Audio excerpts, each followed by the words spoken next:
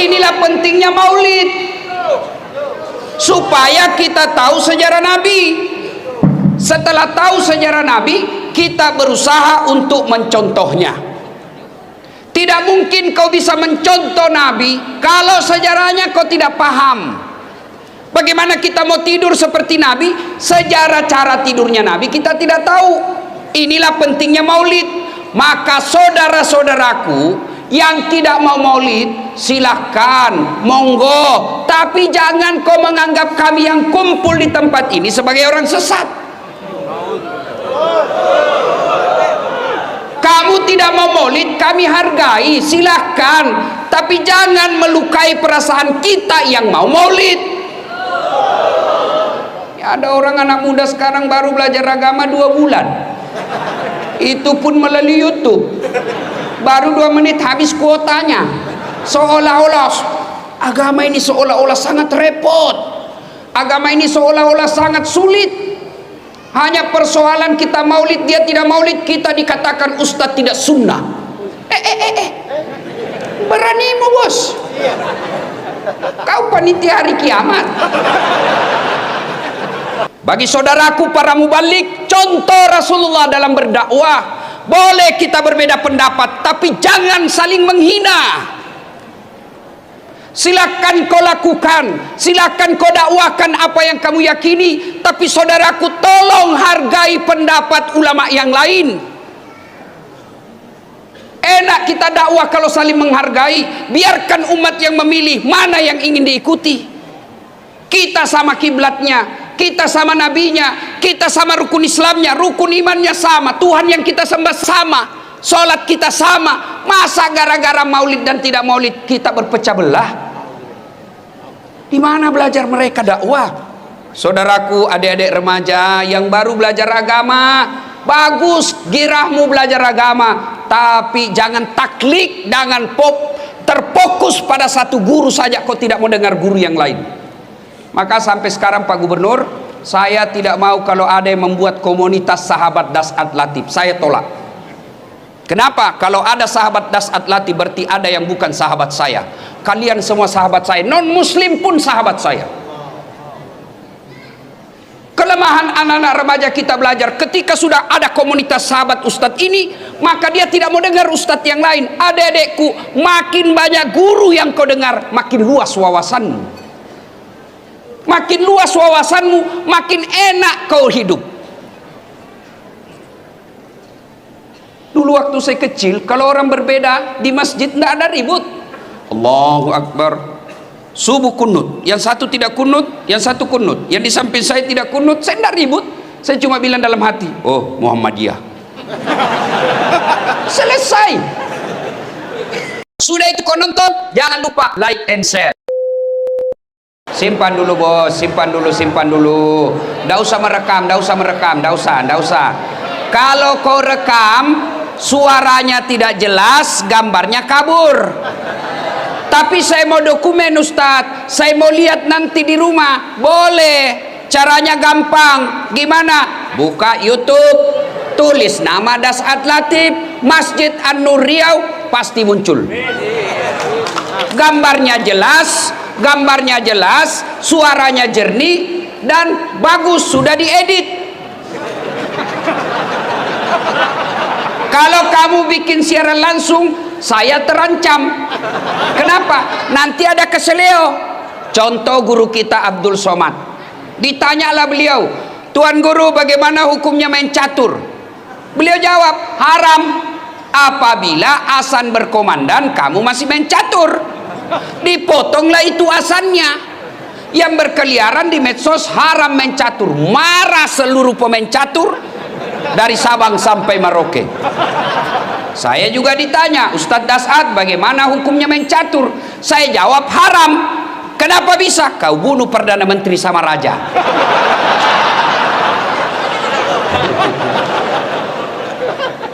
Yang ngedarkan celengan, simpan saja itu bos, nanti saya ngisi celenganmu.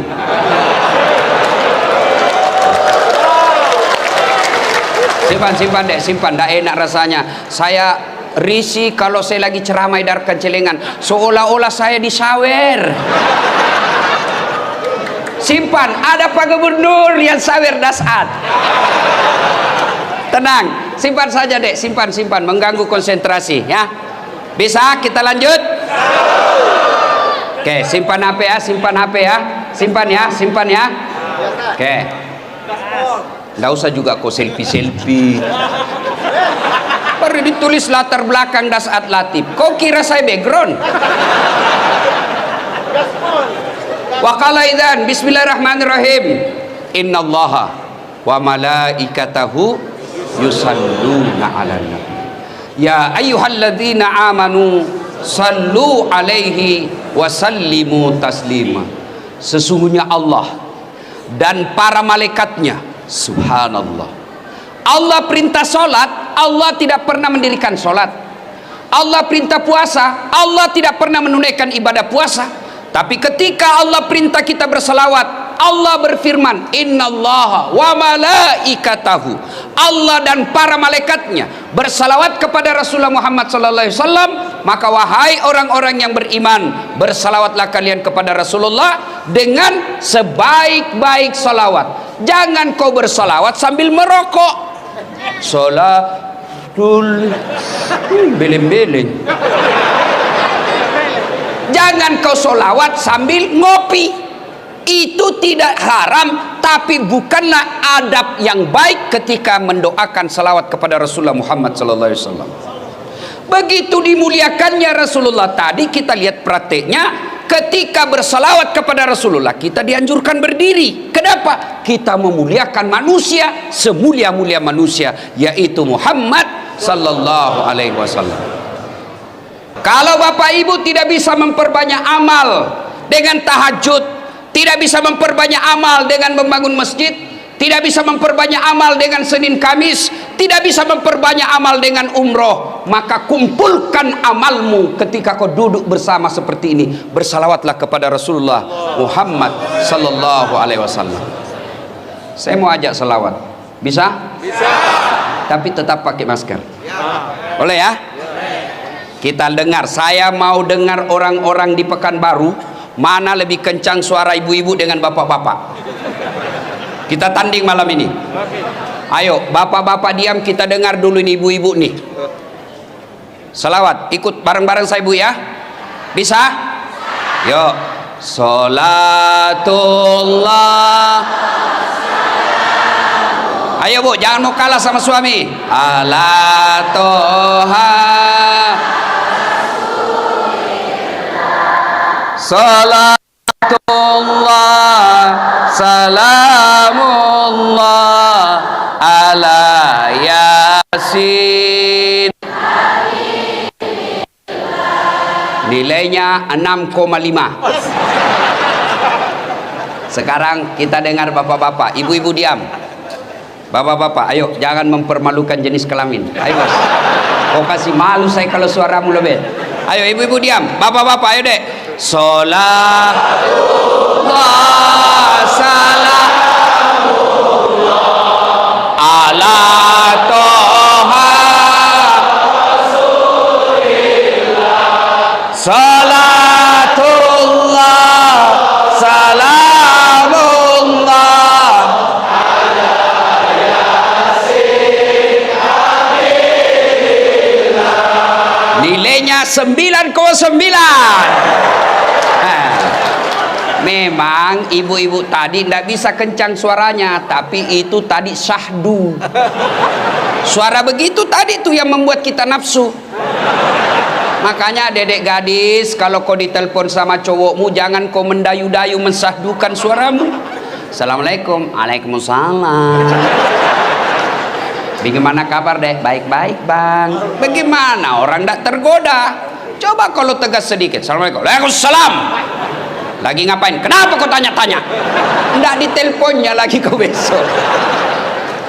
Ibu bapak, saudara-saudara sekalian teristimewa yang kita hormati, Bapak Gubernur Provinsi Riau Datuk Sri Setia Amanah Haji Samsuar.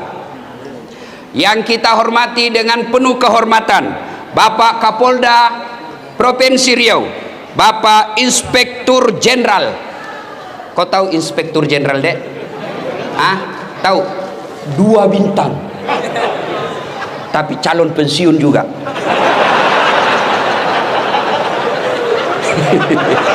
Ngapa ya? Gaspol, rem. Kau mau ditangkap Kapolda? Jangan kau lawan polisi ya. Adik-adik, dengar baik-baik. Jangan musuhi polisi. Boleh kau musuhi pribadinya, tapi jangan musuhi polisi. Kalau hilang motormu, siapa kau cari? Siapa kau cari? Pak Imam. Rumah dirampok, anak diperkosa, istri dibunuh. Cari siapa? Polisi. Maka jangan kau musuhi polisi. Iya toh? Kau melanggar. Kau tidak lihat di rambu-rambu? Saya lihat Pak. Kenapa kau langgar? Saya tidak lihat Bapak. Kenapa kau tidak lihat saya? Bapak sembunyi di tikungan.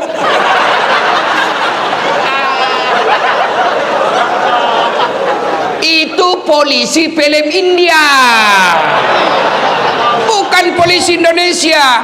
Polisi Republik Indonesia. Lihat Kapolda kita hadir di tempat ini. Itu menunjukkan saya cinta kepada kalian masyarakatku. Ini penuh resiko hadir di tempat ini, mempertaruhkan jabatan. Tapi beliau katakan, yang penting saya harus hadir sebagai penegak hukum di Provinsi Riau. Allahu Akbar. Aman saya sekarang.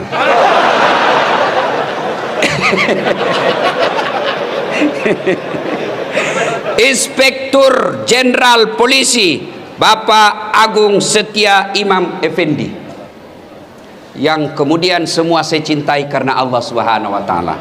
Saya tidak sebut satu demi satu, di samping karena keterbatasan waktu, juga yang sejujurnya saya tidak hafal namanya Bapak. Kita dengar. Satu, saya mau tanya dan saya kasih hadiah. Siapa yang tahu anak bungsunya Nabi? Ibrahim. Siapa? Kau. Sini. Cepat. Cepat. Ya. Cepat.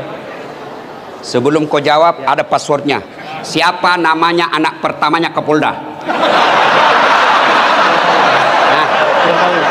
Kurang tahu. Oke.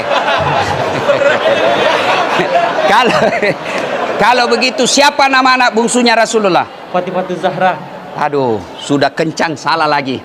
Tapi tidak apa-apa, daripada kau malu diambil YouTube, tetap dapat 100. Ibu bapak, saudara-saudara sekalian, nama anak Nabi yang bungsu siapa namanya? Gimana kau mau meneladani Nabi, anak Nabi kamu tidak ngerti? Inilah pentingnya maulid. Adik-adik, siapa yang tahu berapa anaknya Nabi? 7. 3 laki-laki, 4 perempuan.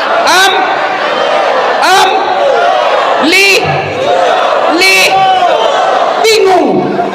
Inilah pentingnya maulid, supaya kita tahu sejarah Nabi. Setelah tahu sejarah Nabi, kita berusaha untuk mencontohnya. Tidak mungkin kau bisa mencontoh Nabi kalau sejarahnya kau tidak paham. Bagaimana kita mau tidur seperti Nabi, sejarah cara tidurnya Nabi kita tidak tahu. Inilah pentingnya maulid. Maka saudara-saudaraku yang tidak mau maulid, silahkan, monggo. Tapi jangan kau menganggap kami yang kumpul di tempat ini sebagai orang sesat. Kamu tidak mau maulid, kami hargai, silahkan. Tapi jangan melukai perasaan kita yang mau maulid. Ya, ada orang anak muda sekarang baru belajar agama 2 bulan. Itu pun melalui YouTube. Baru 2 menit habis kuotanya. Seolah-olah agama ini seolah-olah sangat repot. Agama ini seolah-olah sangat sulit. Hanya persoalan kita maulid, dia tidak maulid, kita dikatakan ustadz tidak sunnah. Beranimu bos. Kau panitia hari kiamat. Nah, ibu bapak, saudara-saudara sekalian, inilah pentingnya maulid. Kita kumpul, dengar sejarah Nabi, setelah itu kita pulang. Ibu saya dulu memperkenalkan sejarah Nabi, karena saya anak-anak waktu itu, anak-anak senang lagu, dia perkenalkan melalui lagu. Pada zaman dahulu kala, pada zaman jahiliyah. Satu informasi, zaman jahiliyah. Zaman dahulu kan banyak, ada zaman batu. Ini zaman apa? Zaman jahiliyah. Saya tanya, kenapa zaman jahiliyah, mak? Dia lanjut lagi lagunya. Lahirlah seorang rasul yang terakhir dan mulia. Berarti Nabi terakhir.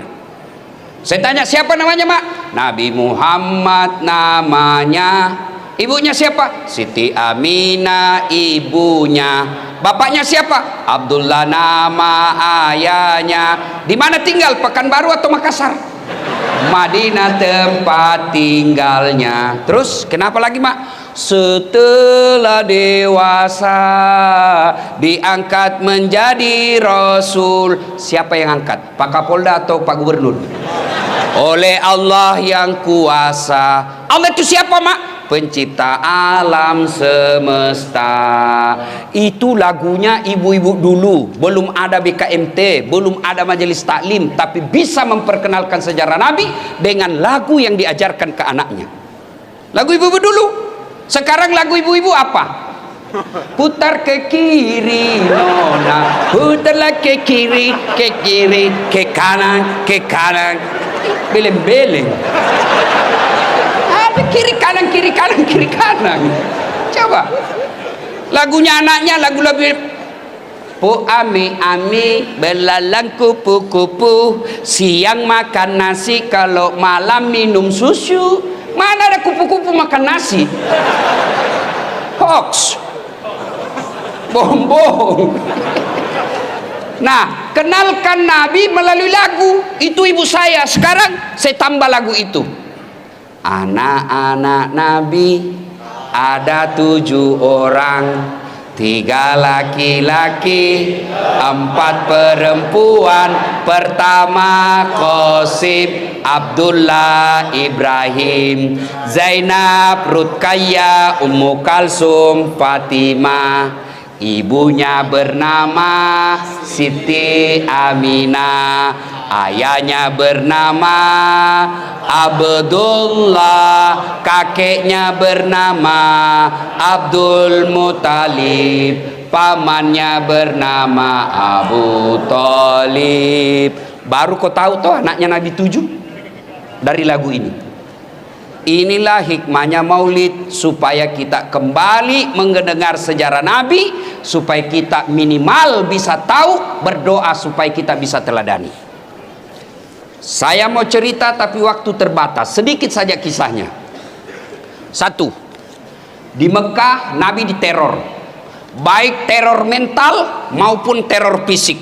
Sahabat-sahabatnya dibunuh.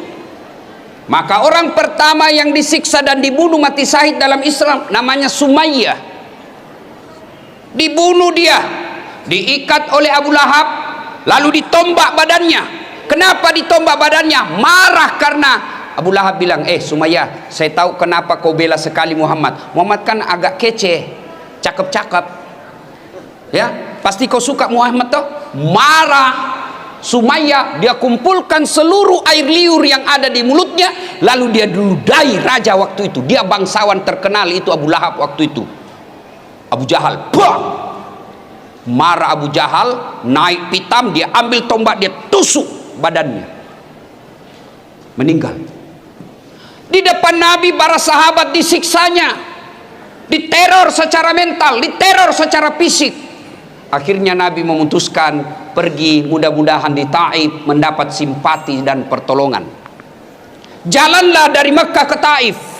Sampai di Taif apa yang diharapkan? Jauh panggang dari api. Nabi berharap ada simpati dari orang-orang Taif. Ternyata disambutnya Nabi dengan apa? Lemparan batu. Siapa yang melemparnya? Bukan orang anak-anak, bukan orang dewasa. Siapa yang melemparnya? Anak-anak kecil. Kalau orang dewasa sama dewasa, kita merasa terhormat, satu letting kita. Tapi kalau kita dihina sama anak-anak, terhina sekali. Nabi dilempari, dikejar sampai robek pelipis beliau. Pada saat itu datang malaikat Jibril menawarkan bantuan. Ya Muhammad, sudah keterlaluan orang-orang Taif ini. Allah perintahkan kepadaku Muhammad, kau berdoa, saya angkat gunung Taif ini, saya lempar, saya hancurkan mereka semua. Kau berdoa saja kepada Allah, saya hancurkan mereka. Allah minta izin, Allah sudah kabulkan. Kalau kau berdoa, saya hancurkan mereka. Kalau saya tiba-tiba di sini diserang sama preman, kepung preman ratusan orang, datang Kapolda, bagaimana Ustaz? Hancurkan jenderal. Apakah Nabi lakukan itu? Tidak. Nabi hanya berkata, ya Jibril, ingin doaku hari ini, berikan hidayah kepada mereka, berikan hidayahmu kepada mereka. Mereka memperlakukanku seperti itu karena mereka tidak tahu apa yang aku bawa kepadanya. Kalau mereka tidak beriman kepadaku, yang sekarang mereka tidak beriman kepadaku, saya berdoa kepada Allah, mudah-mudahan anak cucu mereka nanti yang akan beriman kepadaku. Dan Allah kabulkan doa. Allah kabulkan doa Muhammad sallallahu alaihi wasallam. Sekarang ketika Bapak ke Taif, tidak satu pun manusia yang tidak beriman kepada Allah dan Rasulnya. Padahal dulu melawan Nabi. Maka orang-orang Taif, mudah-mudahan Bapak panjang umur rezeki, pergi ke Taif, lihat orang-orang Taif, mereka tutur katanya lembut, sopan santun, kita datang dikasihnya buah. Kenapa? Mereka merasa malu, leluhur mereka pernah menghina Rasulullah, maka mereka membalasnya dengan kemuliaan akhlak sekarang ini. Hikmah pertama, jadilah rahmatan lil alamin. Bagi saudaraku para mubalik, contoh Rasulullah dalam berdakwah. Boleh kita berbeda pendapat, tapi jangan saling menghina. Silakan kau lakukan, silakan kau dakwakan apa yang kamu yakini, tapi saudaraku tolong hargai pendapat ulama yang lain. Enak kita dakwah kalau saling menghargai. Biarkan umat yang memilih mana yang ingin diikuti. Kita sama kiblatnya, kita sama nabinya, kita sama rukun Islamnya, rukun imannya sama, Tuhan yang kita sembah sama, sholat kita sama. Masa gara-gara maulid dan tidak maulid kita berpecah belah? Di mana belajar mereka dakwah? Saudaraku, adik-adik remaja yang baru belajar agama, bagus girahmu belajar agama, tapi jangan taklid, jangan terfokus pada satu guru saja, kau tidak mau dengar guru yang lain. Maka sampai sekarang Pak Gubernur, saya tidak mau kalau ada yang membuat komunitas sahabat Dasat Latif, saya tolak. Kenapa? Kalau ada sahabat Dasat Latif berarti ada yang bukan sahabat saya. Kalian semua sahabat saya, non muslim pun sahabat saya. Kelemahan anak-anak remaja kita belajar, ketika sudah ada komunitas sahabat ustadz ini, maka dia tidak mau dengar ustadz yang lain. Adik-adikku, makin banyak guru yang kau dengar, makin luas wawasanmu. Makin luas wawasanmu, makin enak kau hidup. Dulu waktu saya kecil, kalau orang berbeda di masjid tidak ada ribut. Allahu Akbar. Subuh kunut, yang satu tidak kunut, yang satu kunut, yang di samping saya tidak kunut, saya tidak ribut. Saya cuma bilang dalam hati, oh Muhammadiyah. Selesai. Maka dedek sekalian, ketika kau mendapat konten-konten dakwah, apalagi yang di Instagram, yang 1 menit, 2 menit, kan tidak punya waktu untuk membahasnya secara detail, maka jangan kau berpendapat itu yang berbeda salah. Tidak. Contoh paling konkret, kata saya tidak makan, apa artinya? 1, saya tidak makan lagi puasa. Saya tidak makan alergi. Saya tidak makan kenyang. Saya tidak makan haram. Saya tidak makan, saya tidak suka. Sama kalimatnya, saya tidak makan, sama kalimatnya dimaknai oleh orang berbeda. Ada yang katakan haram, ada yang katakan kenyang, padahal sama kalimatnya. Begitu juga hadis. hadis yang sampai kepada kita sama kalimatnya dimaknai oleh ahli tafsir hadis yang berbeda-beda. Kenapa berbeda-beda? Karena tidak ada foto, tidak ada video tutorial yang menjelaskan, maka mereka menafsirkannya berdasarkan informasi yang diterimanya. Saya tahu, kasih contoh. Dede, apa ini? Apa ini? Ibu-ibu, apa ini? Bingung toh? Di belakang. Apa? Ini kau tahu pena karena kau dekat. Tapi yang di belakang dia tidak tahu apa itu batang-batang. Apa salah? Tidak, cuma informasi yang sampai ke matanya tidak lengkap. Maka silakan laksanakan apa yang kamu yakini tanpa menghina orang yang berbeda dengan kamu, karena kesalahan yang dia lakukan kau tidak akan tanggung dunia akhirat. Selesai. Coba lihat Rasulullah, jangankan sesamanya muslim, orang yang melempari saja didoakan mudah-mudahan dapat hidayah.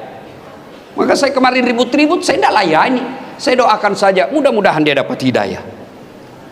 Biarkan netizen yang bertengkar. Ya. 2. Pak Gubernur, jadilah yang rahmatan lil alamin. Sudah pilgub selesai. Jangan ada dendam politik di pemerintah provinsi. Dulu pegawai kita yang tidak mendukung Pak Gub, biarkan dia dengan tidak dukungannya, tapi jangan dendam dan mutasi jauh-jauh ke sana.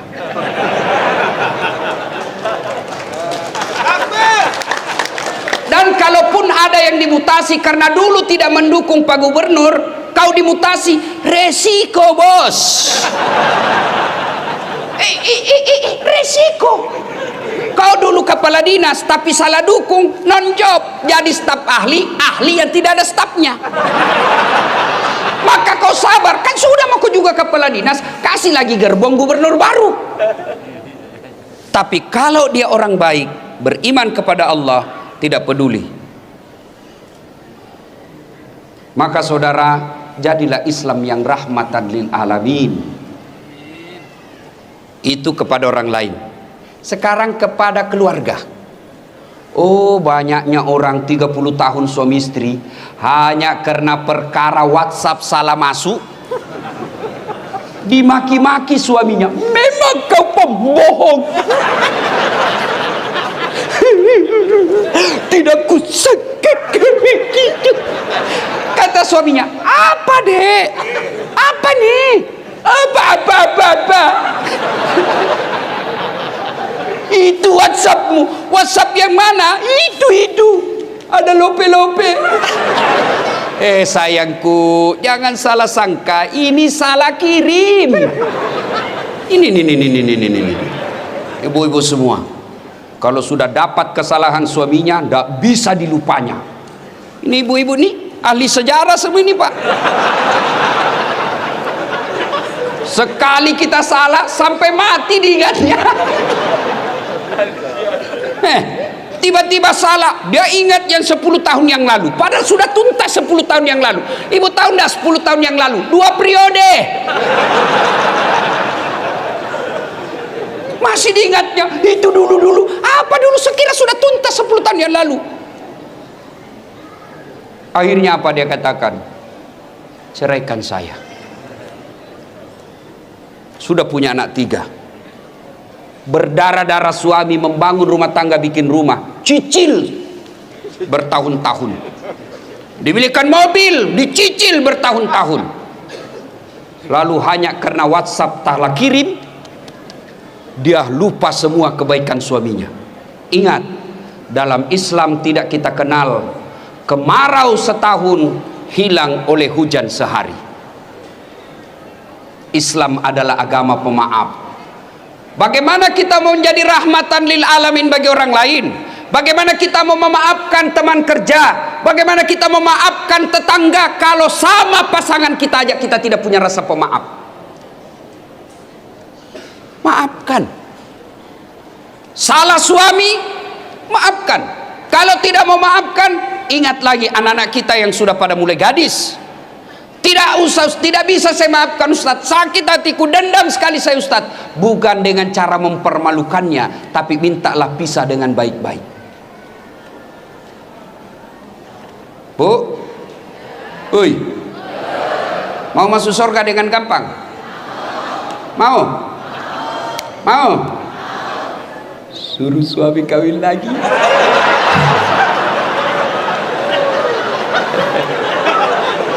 Langsung dibeli ibu-ibu, banyak jalan menuju surga Ustaz.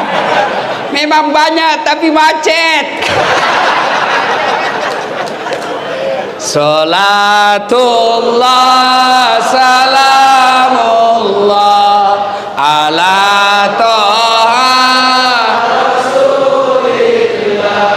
Salatullah salamullah ala yasin. Poin kedua, Rasulullah Sallallahu Alaihi Wasallam suatu ketika ke masjid. Sampai di masjid dibuka sendalnya. Ada sahabat, dia lihati sendalnya Nabi. Dalam hati Nabi, oh dia suka sendalku ini, dia senang sendal saya. Selesai sholat, Nabi tanya, kau tahu rumahnya si Fulan? Tahu ya Rasul, yang tadi lihat-lihat sendalnya Nabi. Didatanginya, Assalamualaikum warahmatullahi wabarakatuh. Dari dalam, Waalaikumsalam warahmatullahi wabarakatuh. Itu salamnya orang Islam. Jangan kau singkat-singkat. Jangan seperti mahasiswa di Unhas, saya turun dari mobil dia bilang saja Assalamualaikum. Apa Assalamualaikum? Assalamualaikum. Kau kira ini SMS? Standar orang Islam ini, Assalamualaikum, semoga keselamatan bagimu. Warahmatullahi, rahmat Allah menyertaimu. Wabarakatuh, berkah Allah menyertaimu. 3 isinya doa. Maka kalau menerima telepon, jawab dan terima salam dengan sempurna. Assalamualaikum warahmatullahi wabarakatuh. Jawab, Waalaikumsalam warahmatullahi wabarakatuh waridwana. 30 pahala kemuliaan bagimu. Dari dalam bertanya, siapa ya? Muhammad bin Abdullah. Ya Rasulullah, dia buka. Senang betul didatangi Nabi. Ya Rasulullah, ahlan wa sahlan. Selamat datang ya Rasul. Ada apa gerangan? Gini, tadi di masjid saya lihat kau lihat-lihati sandal saya. Sepertinya kau senang ya? Ya ya Rasul. Baik betul sandalnya ya Rasulullah. Kalau begitu ada kesempatan buat saya berbuat baik. Dikasihnya, silahkan kau ambil. Dermawan. Saya tadi disampaikan sama Kabak Kesra ketika saya makan. Beliau katakan, bagusnya cincinmu Pak Ustadz. Dalam hati saya, dia mau menjebak saya ini.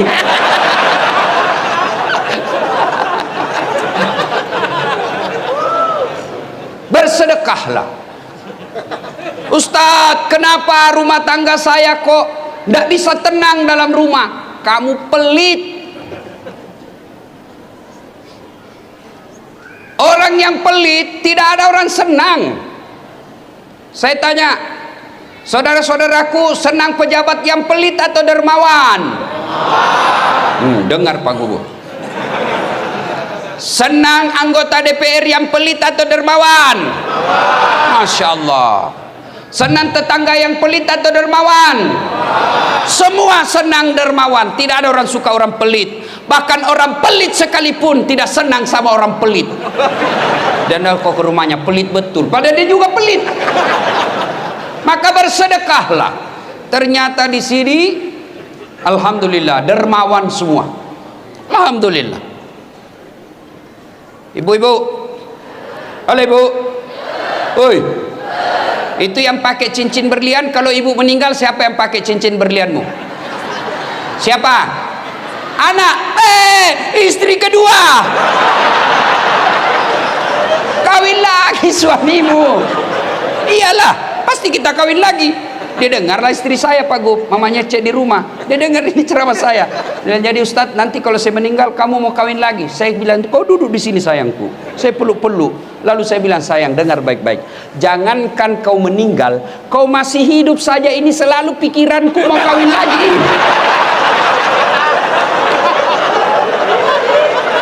Bukan karena karena saya takut sama kamu, cuma saya takut ketinggalan follower. Ayo, ibu-ibu, emas berlian, demi Allah kalau ibu meninggal bukan ahli waris, istri kedua yang punya. Daripada dinikmati istri kedua, mending sedekah.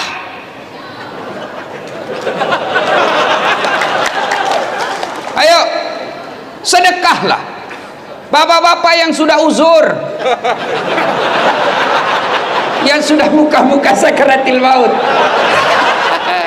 sedekahlah. Sedekah. Biasa kita salah menyikapi harta. Investasi. Apa? Ya, investasi. Ustadz, ada tanah di sana Ustadz. Ini Ustadz 10 tahun yang akan datang 10 kali lipat harganya.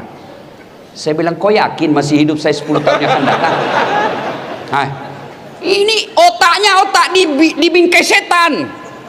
Investasi Ustadz, 5 tahun yang akan datang di sini, ujung-ujungnya Pekanbaru, tanah sekarang masih 1 juta. 5 tahun yang akan datang 7 juta. Beli sekarang. Kau masih yakin 7 tahun yang akan datang masih hidup?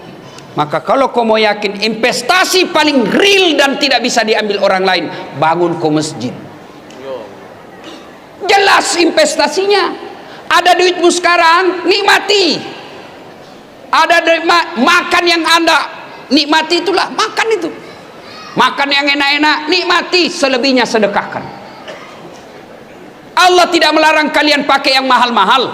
Allah tidak melarang kalian bikin rumah yang mewah-mewah. Yang Allah tidak senang kau bikin rumah yang mewah tapi kau tidak pernah bikin rumah ibadah.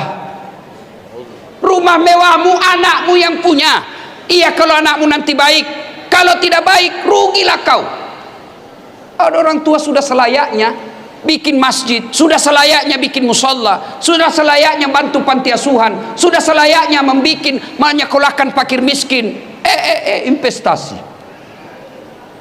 Sudah sekolahkan anaknya tinggi-tinggi, sudah itu dia kasih nikah, dia lagi yang ngongkosi. Sudah nikah anaknya, dibelikan lagi rumah. Sudah dibelikan rumah, lahir anaknya, cucunya, dia lagi yang sekolahkan cucunya. Dibelikan lagi mobil, cucunya dibelikan lagi mobil. Tidak salah, tapi bapak keliru kalau bapak tidak pernah bikin rumah ibadah. Iya kalau anakmu baik. Nanti anak yang kirimkan saya ketika saya meninggal, jangan harap. Kalau anak yang baik, anak kita baik tapi takut sama istrinya, apa sedekah bapakmu terus, bapakmu sudah mati, itu anakmu belikan mobil. Terpaksa tidak jadi sedekah buat bapaknya, yang sudah meninggal. Ada di sini bapak-bapak takut sama istrinya? Ada? Muka-muka takut sama istrinya. Dengar ini baik-baik, berhenti kau jadi laki-laki kalau takut sama istri. Ngamuk dia Ustadz, kenapa kalau dia ngamuk? Nangis dia Ustadz, tidak apa-apa dia nangis.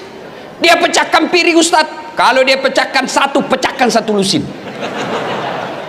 Dia pecahkan semua. Kenapa? Piring gelas boleh dibeli, harga diri sebagai suami tidak boleh diinjak-injak istri. Takbir. Yang takbir itulah yang takut sama istrinya. Salatullah ala toha rasulillah. Salatullah salamullah ala yasin. Bapak-bapak, kira-kira kalau bapak sudah meninggal masuk kubur, apa masih ada bisa yang bantu kita? Pak Kapolda punya anggota dimutasi jauh sekali, pedalaman Riau, tidak ada sinyal, jalan jelek, menderita di sana. Masih ada pilihan? Masih ada pilihan? Masih Pak Jenderal. Apa pilihan? Pensiun dini, tidak ada urusan. Pegawai kantor gubernur salah pilih kemarin,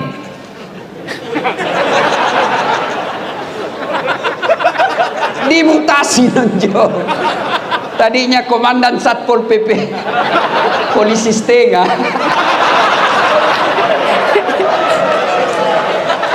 Ya kan? Dimutasi. Masih ada pilihan?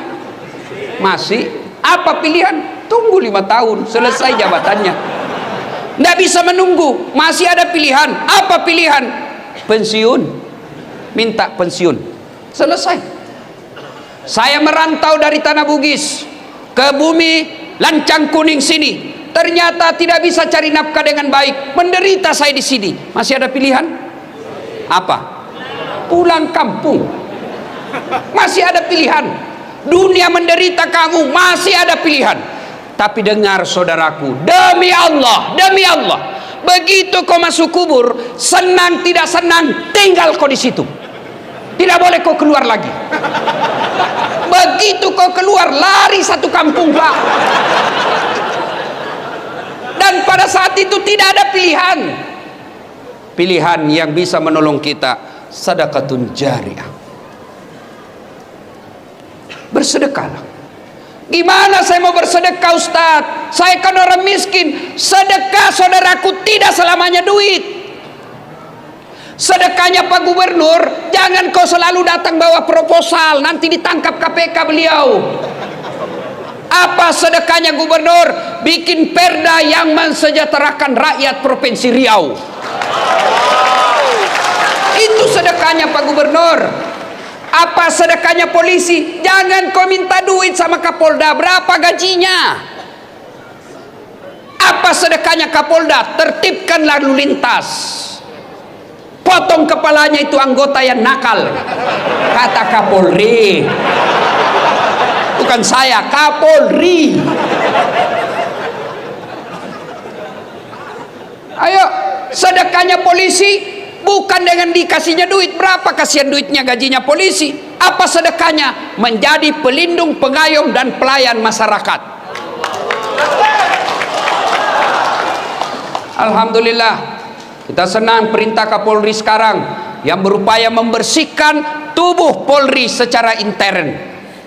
Kita doakan mudah-mudahan polisi Republik Indonesia semakin menjadi polisi yang presisi. Presisi. Kau tahu semua toh? Apa sedekahnya anggota dewan? Jangan kau tidur ketika rapat.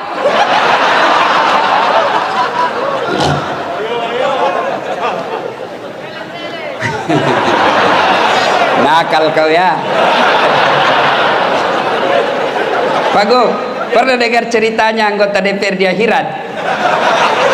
Kan? Wow, masuklah ini yang ada penghafal Quran Pak Gu, masuk surga. Begitu masuk surga dilihat, kenapa banyak anggota dewan ini di surga? Di negara saya ditangkapi gara-gara korupsi.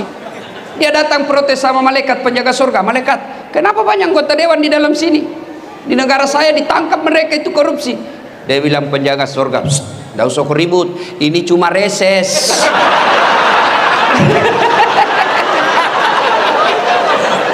Bukan anggota DPR yang hadir di tempat ini, bukan. Yang hadir di tempat ini anggota dewan yang baik. Coba lihat anggota dewan kita kalau mau dipilih, datang keluar masuk masjid pakai serban, pakai gamis, bajunya lengkap. Kalah-kalah penampilnya ada saat latih.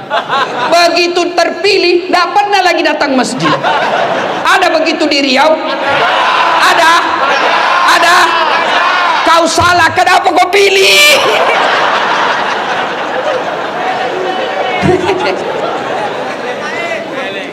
Ada lagi cerita di Pak Gu. Pak Kapolda, beberapa hari yang lalu saya ceramah di depan Pak Presiden di Kalimantan Selatan. Bapak Presiden yang terhormat, di depan pintu surga, ketika penghuni surga sudah mau masuk, tiba-tiba macet kunci. Macet kunci surga, tidak mau terbuka. Orang mau masuk, macet kunci. Malaikat coba, tidak bisa terbuka. Akhirnya malaikat balik. Ada yang bisa perbaiki kunci? Maju orang pertama, Ajinomoto, orang Jepang. Saya bisa perbaiki, cuma saya minta ongkos 3 juta. Untuk apa 3 juta? 2 juta pergantian barang rusak, 1 juta biaya kerja. Oh begitu. Oh berdiri orang kedua, George, Amerika. Saya bisa lebih hebat dari dia, cuma saya minta agak lebih sedikit. Kata malaikat, berapa? 5 juta mas bro. Untuk apa 5 juta? 2 juta biaya riset, penelitian, kita mau tahu apa sebabnya supaya tidak terulang. 2 juta lagi pergantian barang yang rusak, 1 juta saja biaya kerja. Oh begitu. Maju orang ketiga. Saya bisa lebih hebat dari ini, lebih jago saya dari ini 2. Siapa kamu? Broker.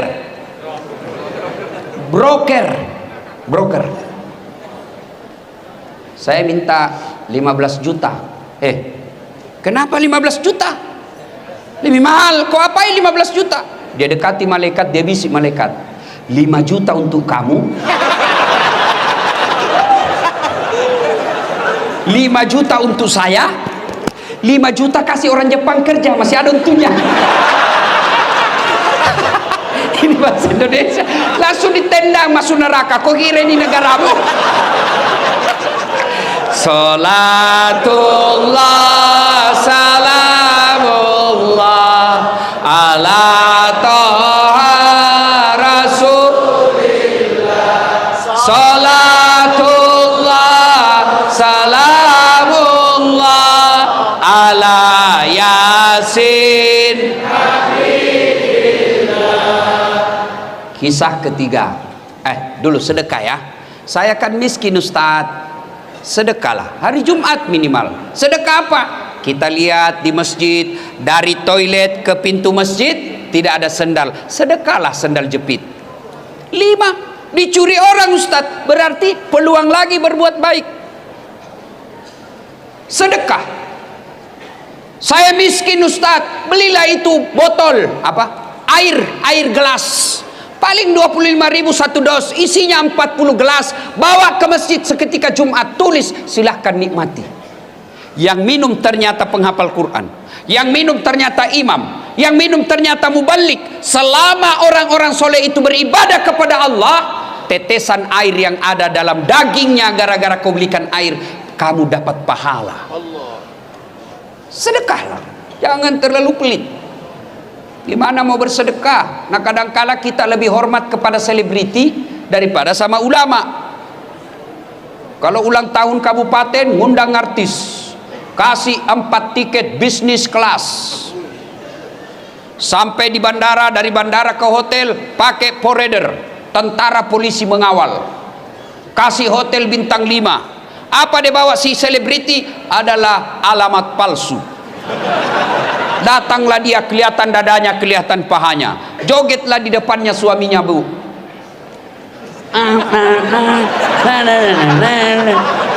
Enggak juga, dipegangnya kita pahanya, pak, dikasih lihat-lihat saja. Pulang kasih uang 100 juta. Sampai di Jakarta dia pakai maksiat duit kita yang 100 juta itu. Begitu cara kita menghormati para seleb yang hanya datang hura-hura. Tapi begitu bapak mengundang penghafal Quran datang, yasinan di rumah, datang baca yasin, barasanji di rumah, bapak jemput, tidak, dikirimi grabnya motor tua, satu sadelnya di belakang, tidak ada stang kakinya, tak gantunglah kaki kita. Hujan satu mantel kita berdua. Sudah sampai sedikit lagi Ustaz, tinggal 2 tikungan. Begitu 1 jam kita barasanji di dalam, sallallahu ala Muhammad, sallallahu alaihi sallallahu. Busa-busa sama ketek, Pak. Begitu mau pulang kasih duit 50.000, dikusuk-kusuk pula. Kata suaminya, masa kok cuma kasih 50.000? Apa dia bilang istrinya? Ya sudahlah, tambah pisang 2 sisir di situ. Kau ketawa karena kau begitu kelakuanmu. Kasihan ini, bagaimana anak-anak kita mau jadi penghafal Quran? Perlakuan kita kepada hafiz-hafizah tidak hormat. Alhamdulillah Provinsi Riau, kita hormat kepada Pak Gubernur yang mengirim anak-anak Riau untuk hafal Quran di Pulau Jawa. Alhamdulillah. Bagaimana anak-anak kita mau sekolah pesantren, temannya dilihat joget-joget di panggung, nyanyi, pulang bawa motor. Dia pulang baca-baca, berdoa di rumah, pulang bawa pisang. Dia bilang mamanya, ndak usah kau jadi ustaz, coba lihat itu, 1 jam dia pergi cuma bawa pisang. Muliakanlah ulama-ulama kalian, jangan terlalu pelit. Ibu bapak, saudara-saudara sekalian, hikmah yang berikutnya. Nabi bangun sholat tengah malam. Tiba-tiba Aisyah juga bangun. Didapatinya Rasulullah lagi sholat tengah malam. Nah, Aisyah menunggu Nabi. Ternyata masih lama. Akhirnya Aisyah tertidur lagi. Bangun lagi Aisyah. Didapatinya Rasulullah masih sholat. Tertidur pula Aisyah. Bangun ketiga kalinya. Masih juga sholat. Nabi selesai sholat. Selesai sholat, Nabi didatangi oleh Aisyah. Lalu berkatalah Aisyah, "Ya Rasulullah, Anda kan tidak punya dosa. Anda kan dijamin masuk surga. Kalau ibadah biasa-biasa saja, jangan terlalu panjang-panjang." Kata Nabi, "Wahai Humairah istriku, apakah tidak baik kalau saya disebut abdan syakura, hamba yang pandai bersyukur?" Hikmah yang kita bawa pulang, ayo tingkatkan kecintaan beribadah. Alhamdulillah, saya lihat kalian semua rajin dengar dakwah. Tapi semua tidak ada guna ketika tidak ada action ibadah. Pengetahuan belumlah sempurna kalau kita tidak lakukan dalam kehidupan sehari-hari. Ibadah apa yang mendesak kita lakukan? Satu, ketika ada masalah dalam hidupmu, berdoalah kepada Allah Subhanahu wa taala. Semua kita pasti punya masalah. Nih di depan saya semua muka-muka penuh masalah.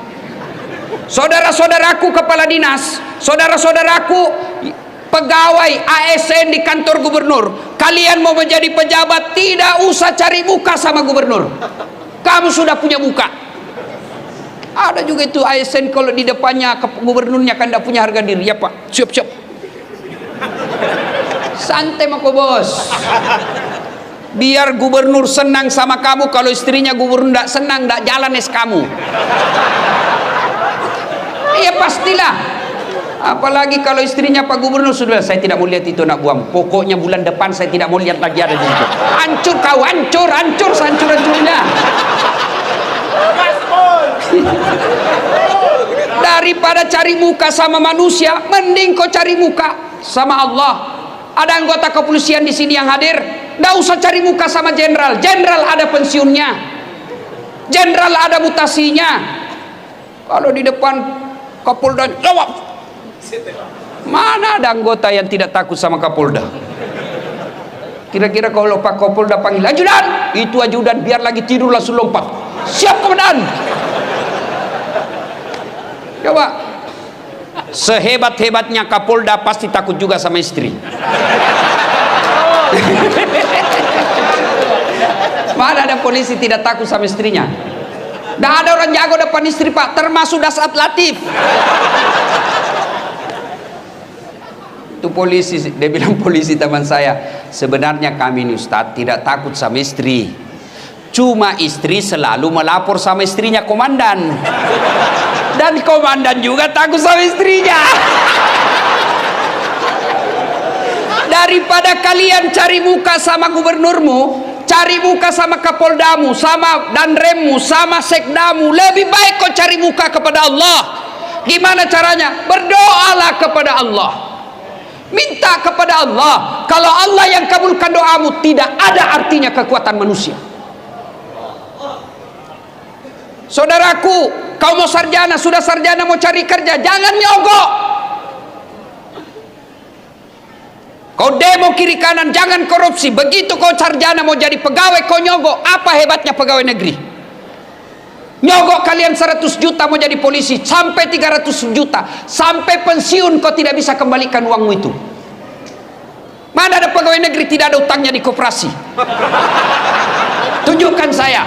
Kenapa kau tahu? Saya juga pegawai negeri. Udahlah. Kau sarjana tidak harus jadi pegawai negeri, kau sarjana tidak harus jadi polisi, tidak harus jadi ASN, kau jadi pengusaha, kau jadi anggota DPR pun boleh. Adik-adik yang sarjana, kau pulang kampung, masa kau tidak bisa dapat di kabupatenmu 1.500 suara, 1.500 suara, insya Allah kau duduk di DPR, perbaiki negaramu. Jadi anggota DPR yang jujur. Kalau kau waktu kuliah kau demo pejabat yang korup, begitu kau menduduki jabatan, kau aplikasikan protesmu yang korup itu. Tidak mesti kau jadi pegawai negeri hanya nyogok. Saya mau jadi pegawai, boleh, tapi jangan nyogok. Minta tolong kepada Allah. Allah kabulkan, tidak ada yang bisa hilangkan namamu. Hakul yakin. Saya punya pengalaman, dulu dihilangkan berkas saya. Alhamdulillah, terpilih juga kalau Allah yang mau.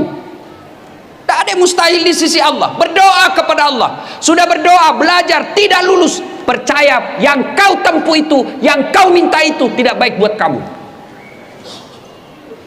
Tamat SMA saya daftar Rakabri. Tidak lulus. Kenapa? Ceper. Tidak cukup tinggiku. Saya protes. Ya Allah, kenapa kau lahirkan saya dalam keadaan pendek? Kau tidak rugi jadi Tuhan kalau kau tambah 2 senti saja. Teman saya lulus, Pak. Sekarang dia polisi reserse di Polda Sulbar, Sulawesi Barat. Pangkatnya 1 bunga, kompol. Saya lulus jadi ustadz. Pakai baret putih, dia pakai baret merah. Alhamdulillah dengan baret putih yang saya pakai, mulai baret hitam sampai baret merah, ku caramai kau semua. Termasuk Jenderal Bintang 2 malam ini ku caramai. Maka saudaraku yang tamat sarjana, kau ikuti proses penerimaan ASN, tapi jangan kau sogok. Cintai dirimu, cintai negerimu dengan tidak terlibat sogok menyogok. Kalian marah kalau ada pejabat korup, kalian marah kalau ada gubernur korup, kalian marah kalau ada anggota DPR korup, tapi kalian terima sogoknya ketika mau dipilih. Kalau kalian mau membutuhkan pemimpin yang bersih, jangan kau terima uang sogok. Coba kalau kalian mau, tidak ada biaya politik yang mahal, tidak ada beli partai, tidak beli kursi, tidak ada tim sukses, maka semua anak-anak Provinsi Riau yang cerdas bidang pertanian, yang cerdas bidang pertandangan, yang cerdas bidang kesehatan, mereka berlomba-lomba menjadi pejabat-pejabat yang cerdas dan bersih. Maka membersihkan negara kita ini bermulalah kalian jangan terima uang pilkada. Kalian juga calon pemimpin, jangan kau sogok rakyatmu. Kalau rakyat tidak mau menerima sogok, pejabat yang mau jadi pejabat lagi tidak menyogok, maka terbentuklah sistem pemerintahan yang bersih, yang insya Allah rakyat ikut menikmatinya. Kalau kau minta 300.000, 1 kali aja makan coto sop saudara Bugis Makassar habis.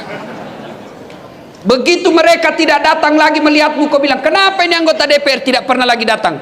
Dia bilang apa? Untuk apa saya datang? Saya sudah bayar kau 300.000. Nah, ibu bapak, saudara-saudara sekalian, berdoalah. Berdoa. Ibu-ibu ada masalah dalam rumah tangga, berdoa. Adik-adik mau kuliah, mau kerja, berdoa kepada Allah. Dan berdoa tidak harus bahasa Arab. Berdoalah.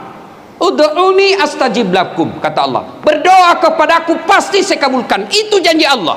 Maka begitu kalian menghadapi masalah dalam hidup ini, berdoalah seperti yang dicontohkan oleh Rasulullah Muhammad sallallahu alaihi wasallam. Dan pada akhirnya, semua yang kalian dengar, semua yang bapak-bapak tahu dan dengar malam ini, semua tidak ada artinya ketika tidak mendirikan sholat 5 waktu. Bapak bangun satu masjid karena dermawan. Bapak sabar dalam rumah tangga, sabar menghadapi istri, tapi tidak sholat, semua kebaikan-kebaikan itu tidak ada gunanya. Puncak kemaksiatan kita kepada Allah adalah melelehkan sholat. Dan puncak penghambaan kita kepada Allah adalah sholat. Artinya apa? Orang kalau ibadah yang lain boleh kegiatan lain. Bapak puasa sambil nunggu buka puasa, boleh sambil menyanyi. Ada istri di samping, bapak nunggu buka puasa, boleh sambil menyanyi. Bila kamu di sisiku, hati rasa syahdu. Batal puasa? Tidak. Tapi sholat, puncak penghambaan kepada Allah, tidak boleh kau sambil dagang, tidak boleh kau sambil nyanyi. Allahu Akbar. Begadang jangan begadang. Apa alasan kita tidak mau sholat? Ada orang biasa bilang, gak penting sholat, yang penting hatimu. Kalau ada yang bilang begitu, tanya siapa nabinya. Nabi Muhammad paling bersih hatinya, Nabi Muhammad paling baik akhlaknya. Beliau tetap sujud beribadah kepada Allah. Saya sakit Ustaz, ada kala sakitnya Nabi Ayub alaihissalam, seluruh anggota tubuhnya dimakan ulat, tapi beliau tetap beribadah kepada Allah. Saya kaya Ustaz, adakah kala kayanya Nabi Sulaiman alaihissalam, yang pekarangan rumahnya satu diantaranya adalah kerikil-kerikil emas, tapi beliau tetap sujud beribadah kepada Allah. Saya cerdas Ustaz, ada kala cerdas Nabi Nuh alaihissalam, yang bikin perahu di atas ketinggian gunung.